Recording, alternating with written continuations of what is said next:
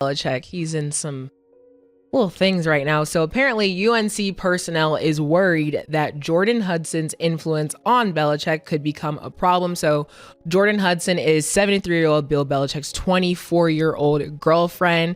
So Belichick and Hudson had a recent appearance in a CBS Mornings interview, and it's apparently not sitting well with UNC. One of the questions asked was how they met. She actually interrupted the interview and responded saying that they would not be talking about that. It was also revealed earlier in the year, Belichick asked UNC staffers to copy his girlfriend on certain emails, specifically those regarding social media and web content. Mase, do you understand this growing concern from UNC? How do you feel about it? And then just the interactions that he's been having. How old is Belichick again? He is 73 and she's 24. 72. Yeah. I don't know what to say about this. Skilla is on you. Well, what he should have did was start like this. That's his assistant. If she's handling the social media, the web content, everything like that, I don't know how internet or technology savvy Bill Belichick is. Yeah. So if that's his assistant / girlfriend, you should have just started with the assistant shit, because I don't know how to work Twitter, or I don't know how to work Instagram. You can start there. You're 76. Not saying he don't, but you know, a lot of people younger than him don't know how to bust the moves with all that social media and technology and so forth. So if she's doing that, that's fine. That's first and foremost. Secondly, the problem with this, when Stats actually showed me the footage, it looked too much like she had too much say. When they were in the interview, she was sitting off to the side, and when they asked, doing something on the computer, it looked like, but when they asked him a question, she just jumped up and said, "We're not talking about that." She's not even in the one-on-one interview. She's over there. We're not talking about that. Then she keeps getting up, this, that, and the third, curving, coming in the interview, so on and so forth. So when you go back to UNC, it's a couple things. Think about this. You know, especially with athletes today, when they're playing 9, 10, 11 years in college. She's the same age as these niggas in college, maybe younger than a nigga who got 9 years in Miami or wherever other schools. The niggas got fucking 7, 8 years. They're 29, 28, 29, 37 to be still playing in college. So she's the same age or younger or a little bit older than these people. And the way it looked like she just had too much leverage on Bill Belichick. Mase, and I'm gonna ask you a question, Mase, because I want to finish what I'm trying to say. Not your wife. Yeah. Prior to you being married, you're doing an interview, and a female that you're dating says, "Yo, Mase ain't gonna answer that." What are you doing? She's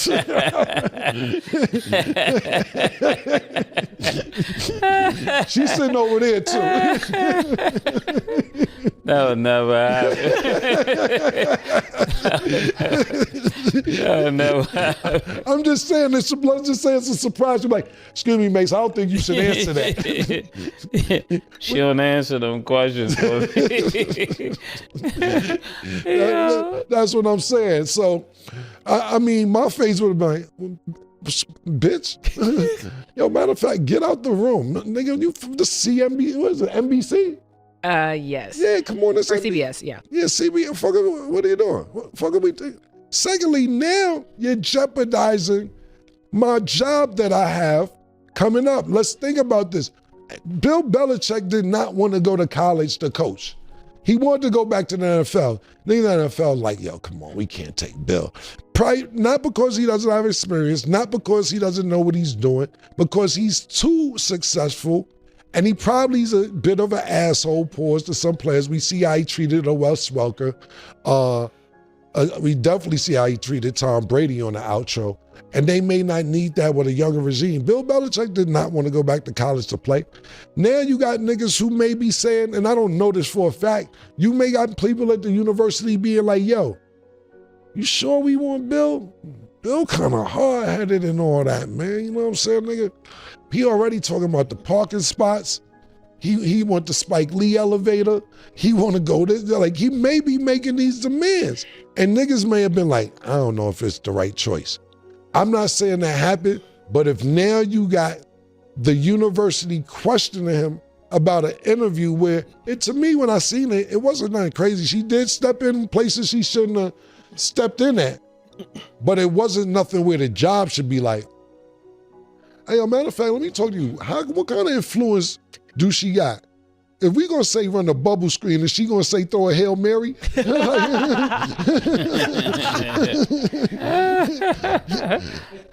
what I'm saying? Like, yo, this is the type of shit that niggas is gonna be like, what is going on? How much influence you got over you? Because that's what it looked like in that clip that I see. It looked like she had a lot of influence to where if she tells him we're not doing this, it looked like he ain't doing it. So even to add to that really quick, they had a spring game practice. She was in a blue trench coat next to him on the sideline while he's coaching the players. Like, I have to actually show y'all the picture because she was up there on the field next to him.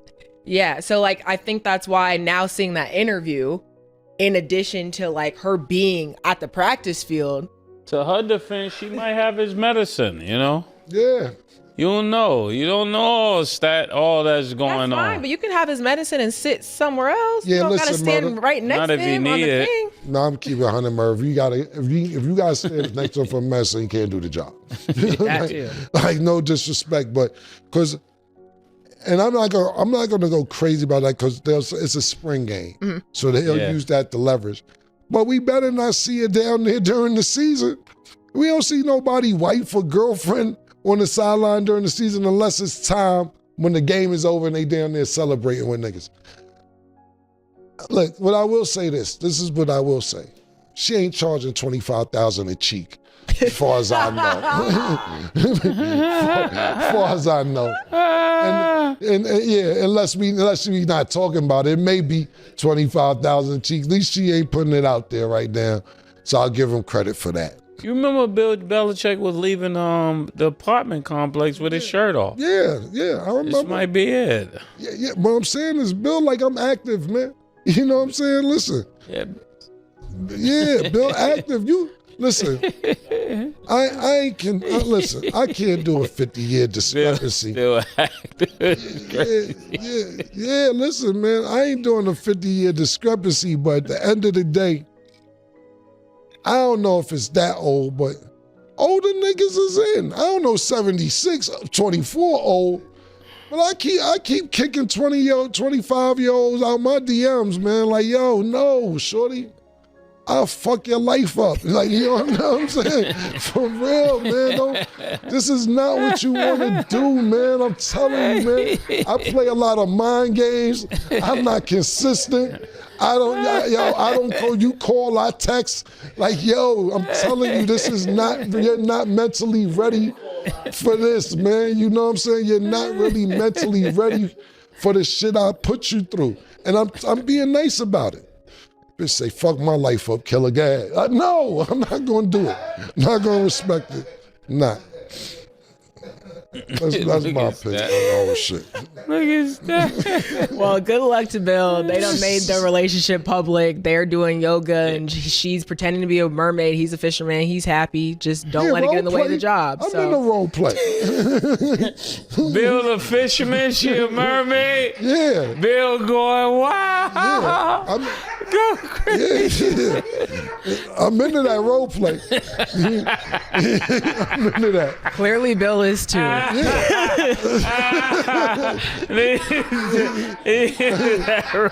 into that role play. I had a kitten once. I put the bowl down with the milk in it.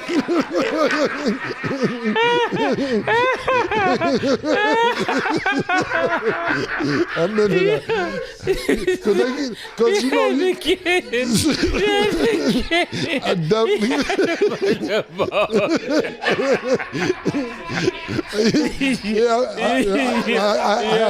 I put the bowl down with the milk in it. She was looking. Shout out to one of my partners, Romantic Depot. You know, they buy the horsepower. If you're in the new tri-state area, you need to go to Romantic Depot. but you know, kitten ears. And then they got two different ones. They got the thong with the tail, or they got the butt plug with the tail. And not to get to your mom, but yeah, I did a kitten, and it was fun, man. She was a kitten that night. She came back next time, murder with the pig nose. I said, hold on, I got her. I said, hold on now. I said, yo. I said, hold on. Let me.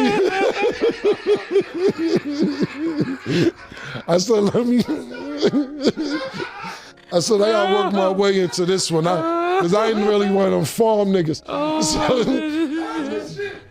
Yeah. For real. Last thing about that, one time a girl confused me, man. Same girl, shout out to Suge too. Girl confused us because girl told me, she said, yeah, I'm your dirty teacher. And I'm like, okay, I'm in class, I'm a student.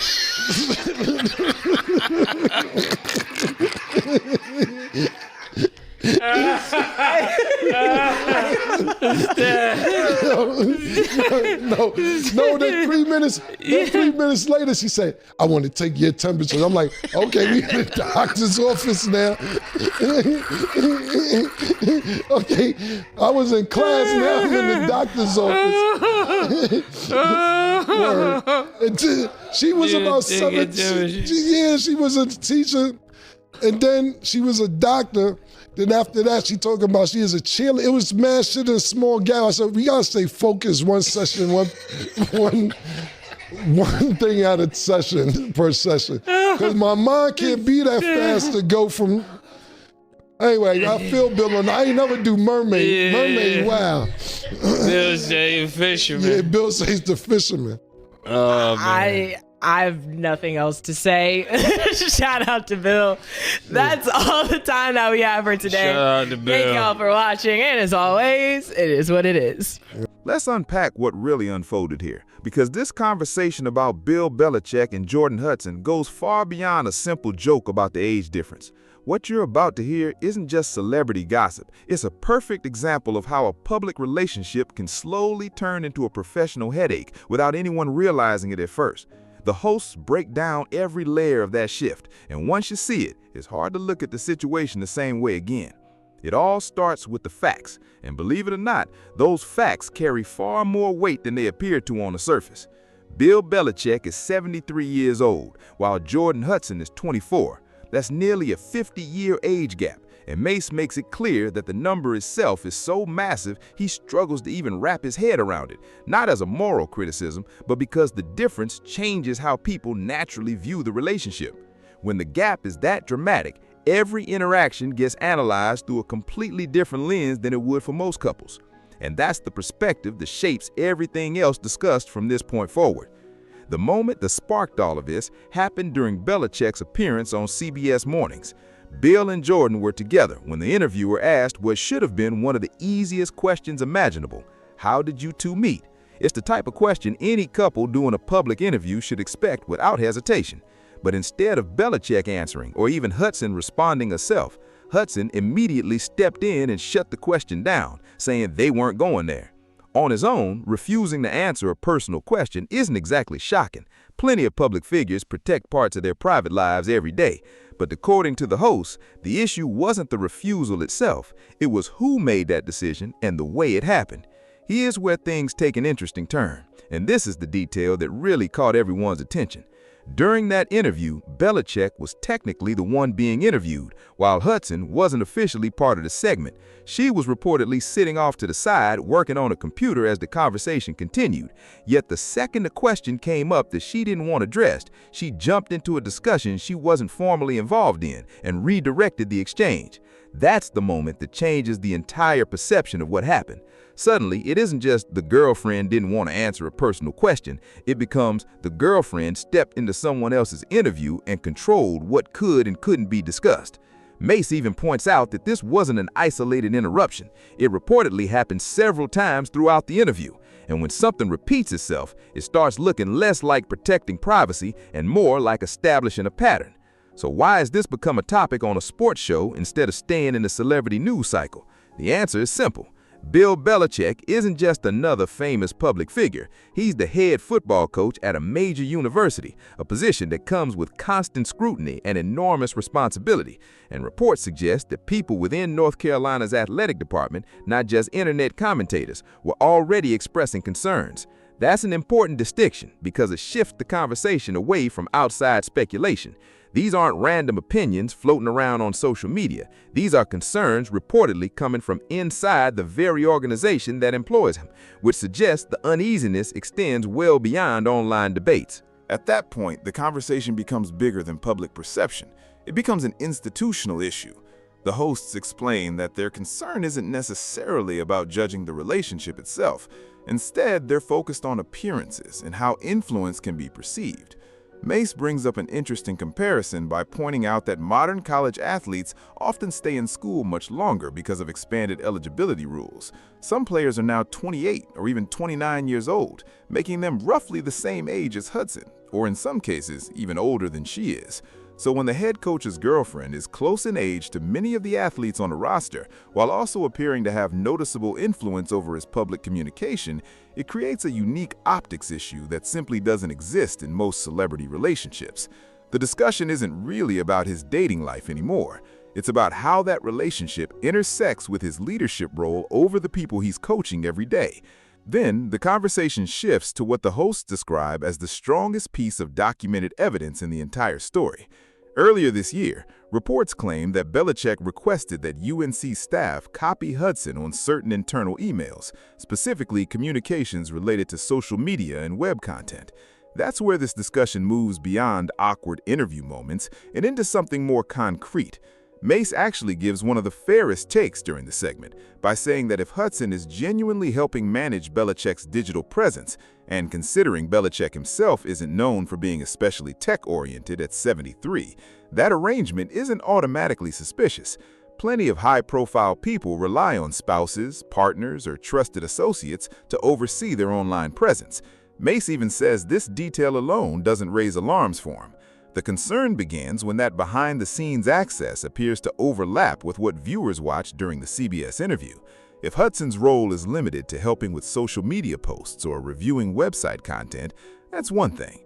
But if that same level of involvement extends into shutting down questions during a nationally televised interview, then the situation begins to look very different. At that stage, it's no longer just administrative assistance. It starts looking like influence over Belichick's public messaging itself. And once that possibility enters the conversation, the hosts naturally began asking a much bigger question. Where does that influence actually stop? Cam frames the issue more as a hypothetical than an accusation, asking viewers to think about how far that level of influence could theoretically reach. He wonders whether someone with that much access could ever begin affecting football-related decisions, even indirectly, such as influencing conversations around coaching strategy or personnel choices.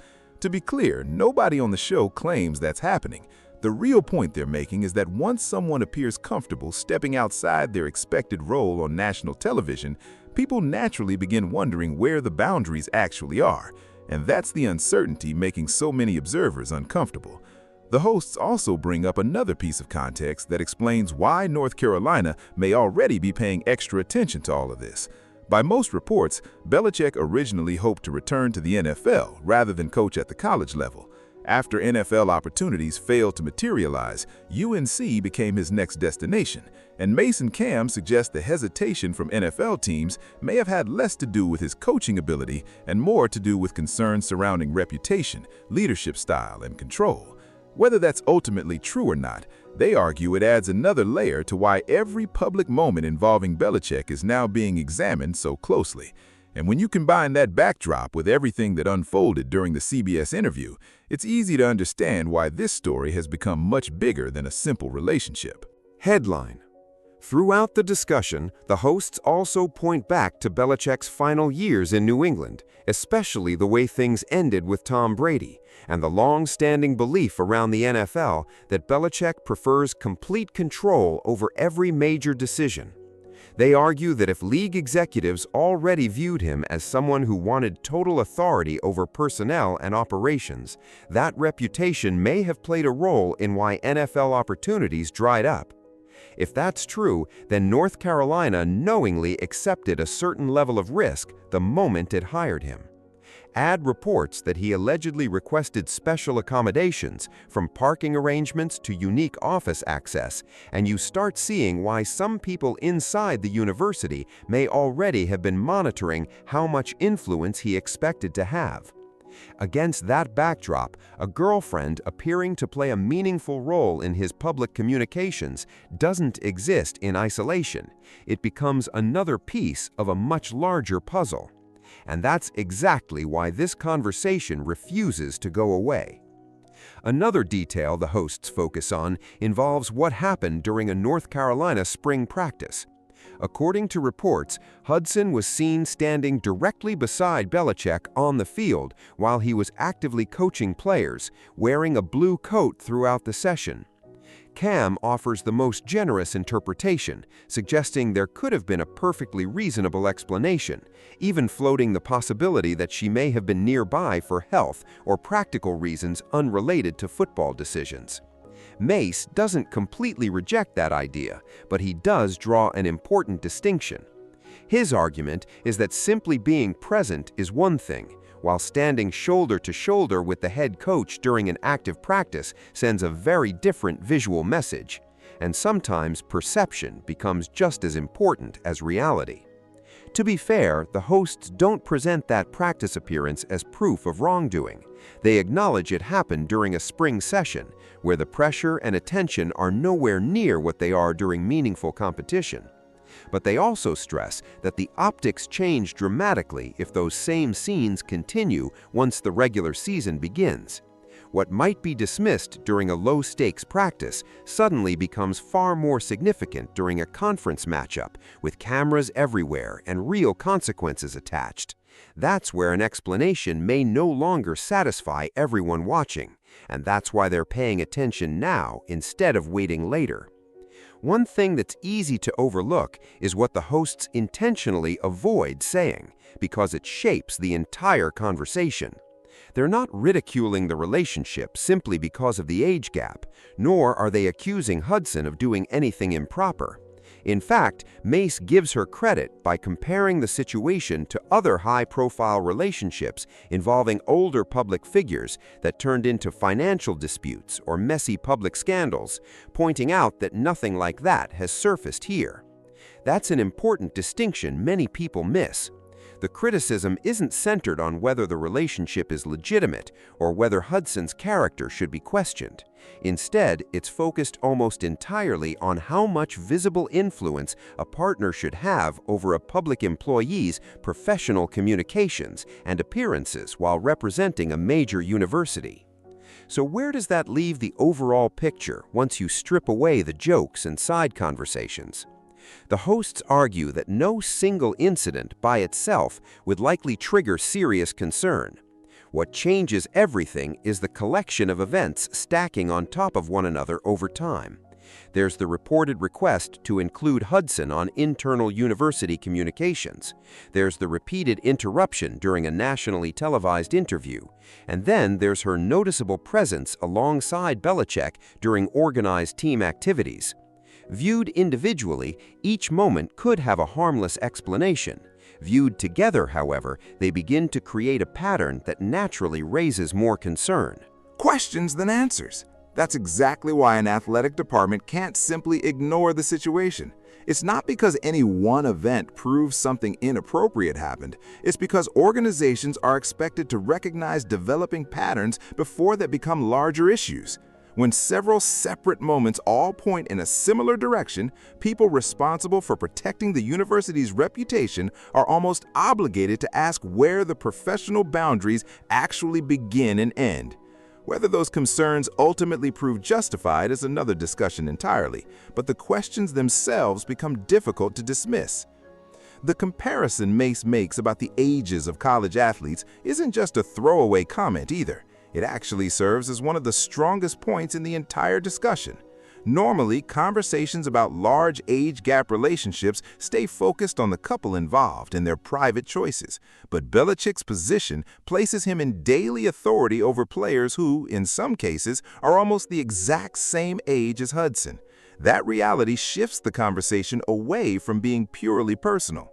Suddenly, the relationship intersects with his professional responsibilities in a way that naturally attracts far more scrutiny than it would for someone working in a completely different industry. That's ultimately why this story found its way onto a sports show instead of remaining entertainment gossip. At its core, the debate isn't really about romance, it's about leadership, workplace perception, and institutional trust inside a major college football program. Once those elements become part of the equation, the story stops being celebrity news and starts becoming a discussion about professional standards, and that's a completely different conversation. There's also an important media training angle that deserves attention because it explains why the CBS interview became the defining moment of this entire controversy. Public figures, especially head coaches representing major universities, typically spend considerable time preparing for national television appearances. A question like, "How did you two meet?" is one of the most predictable topics imaginable once a couple agrees to appear together. Any experienced communications team would normally anticipate it, either preparing a polished answer or arranging beforehand that the topic wouldn't be discussed. That's why the live interruption caught so many people off guard. Instead, the exchange unfolded in real time with millions of viewers watching. That leaves two possibilities, and neither one reflects especially well from a communication standpoint. Either no one properly prepared for an obvious question, or there was already a plan in place that Hudson chose to override in the moment. If preparation never happened, that's a communications failure. But if there was a strategy and it was abandoned live on air, it reinforces the very influence concerns the hosts are talking about. Either way, it raises questions about who is truly directing the message behind the scenes. The hosts also compare this situation to how similar relationships are usually handled across the sports world.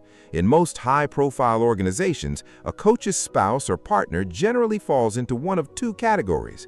Either they hold an official, clearly defined role, such as manager, advisor, or chief of staff, or they remain almost entirely outside the professional operation, while offering support privately.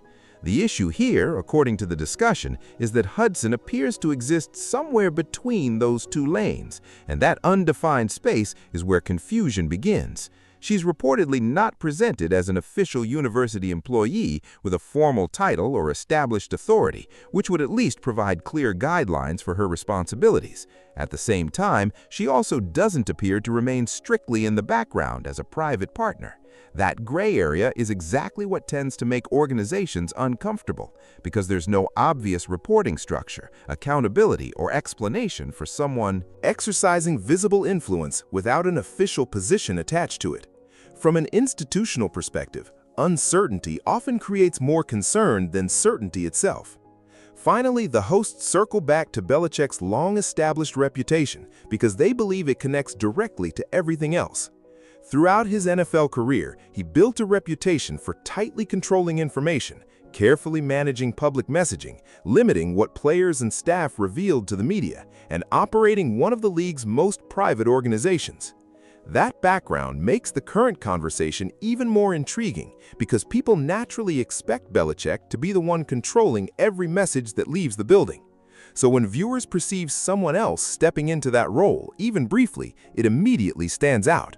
And that's why this story continues generating so much discussion well beyond a single interview clip. Belichick's reputation for controlling every detail was, depending on who you ask, one of the biggest reasons he built a dynasty in New England. But that same reputation also means every move he makes as a college coach is going to be examined much more closely, especially if people believe that need for control is no longer flowing through official staff members, but instead through someone in his personal life. That's where this story starts getting complicated. If Belichick had hired a trusted communications director or longtime football executive with a defined title, nobody would be having this conversation.